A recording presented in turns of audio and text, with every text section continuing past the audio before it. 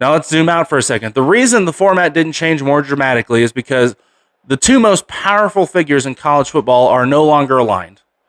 SEC Commissioner Greg Sankey and Big Ten Commissioner Tony Petitti are in open disagreement. Sankey wants 16 teams, either 5 plus 11 or just 16 with no automatic qualifiers, just straight committee-seated 16 teams. Petitti wants 24 teams with more structure and more automatic bids. So, two philosophies, basically the same goal. Sankey prefers flexibility because the selection committee has historically been favorable to the SEC. For the SEC, less structure means more interpretation, more eye tests, more benefit of the doubt. Now, Petitti wants the structure specifically to reduce the power of that committee, and that's not philosophical, it's strategic.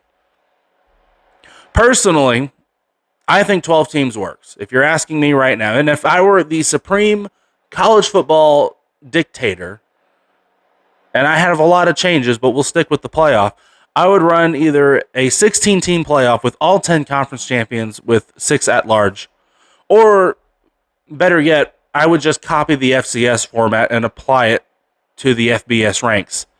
But since including all 10 champions is politically unrealistic, 5 plus 7 really just remains the sweet spot. What 5 plus 7 does right, it expands access without watering down the regular season, puts real emphasis on the conference races, and it already delivered something that college football hadn't seen in over 30 years. A brand new national champion in Indiana. Now, there's still one obvious fix left, and that's the calendar. We talked about that on the last show. The national championship should be played on New Year's Day, and you should make it do whatever you have to do to the season, do whatever you have to do to the playoff calendar. That's what needs to happen. That is the last day of the calendar year that college football is front and center. And every argument against that is logistical, it's not cultural.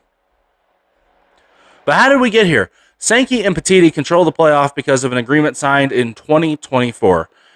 At the time, the Big Ten and SEC were aligned.